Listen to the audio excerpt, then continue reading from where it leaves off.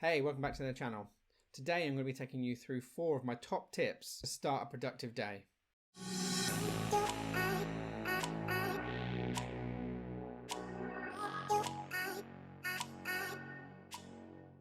Tip number 1 is the 4-minute rule. The premise of this is that once you wake up, you give yourself 4 minutes to get out of bed.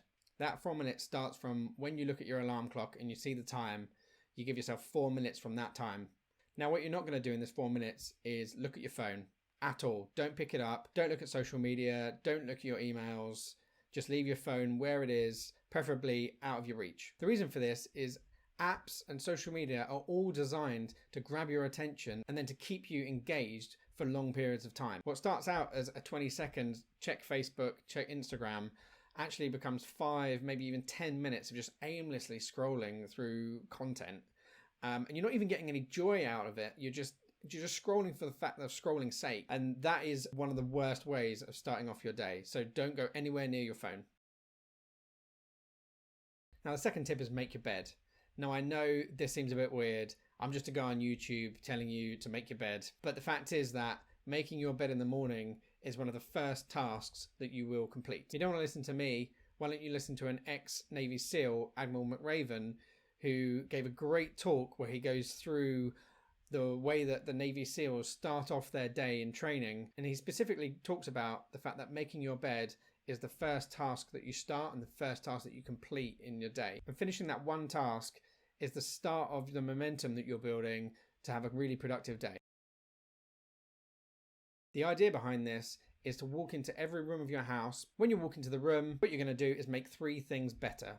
So this could be tidying up toys that are on the floor, straightening that picture that you've been wanting to do for months and months and months, a bit of cable that's been sticking out behind the TV for ages that you look at every time you turn on the TV, but you can never actually be bothered to hide away. What we're trying to do here is actually carry on the momentum that we built by making our bed and actually completing more and more tasks, building up that momentum throughout the day. But there's an additional, more important benefit to this as well. And that is that all of these small items, these small jobs that you've given yourself or your partner's given you, they add up in your brain and they sit in your subconscious. And so when you start to actually sit down to do something productive that you want to do, start your day at work, editing a YouTube video, writing an email, what you don't realize is these things are eating away at you. One other accepted way of removing these from your subconscious is to write them down, make a list. But why take the time to make a list when you could just actually resolve those issues? Obviously, if they're big things that will take hours to do, then yeah, definitely write them down. But that's not the idea behind this. The idea is to solve 3 things per room every day. If you haven't got anything in that room to solve, then that's fine. But go into that room the next day because chances are something's been put out of place, especially if you have a child, then things are going to get messy all the time. Tip 4, the final tip, and it's the most important, is get dressed. Now, if you live in a shared apartment or house, maybe you want to swap tips 3 and 4 around so you're not walking around in your underwear or your birthday suit. I'm not talking about putting your sweatpants and hoodie on. That is not creating the right mindset for you to kickstart your day.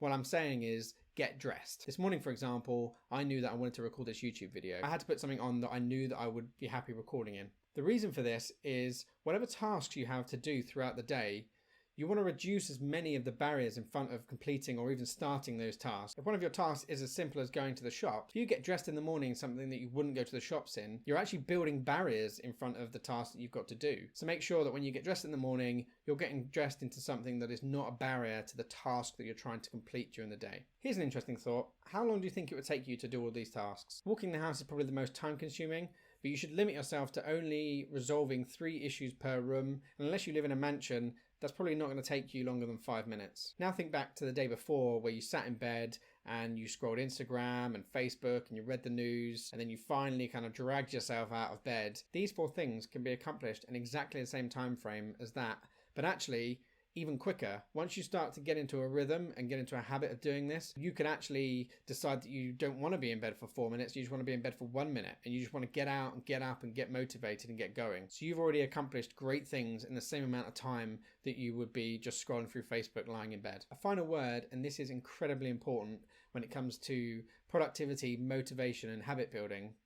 And that is, it's okay to fail. It's okay to have a lazy day, to have a day off. Maybe you've had a few beers, a few too many gin and tonics the night before, and You just can't get up. What you have to do is own it. Accept that you're having a lazy day and that tomorrow you're going to get back on that horse and you're going to carry on. No one except the most devoted people will start doing a process and then do that every day without fail. As long as when you fail the day after you carry on, then you'll be successful. Hopefully you found these tips useful. I know they're simple, but actually they're designed to be. What you're doing is building habits, cementing those habits, and then building new habits. And this changes throughout your life. You'll need to review your yearly goals, your 5-year goals, and you need to amend the habits, learn new habits, forget old habits, depending on what you want to achieve in life. If you have your own morning routine, share it in the comments. And finally, don't forget to like and subscribe if you want to see more content. I also have videos about my workspace and how I improve my productivity through software, hardware, and my working environment. Thanks very much, and I'll see you next time.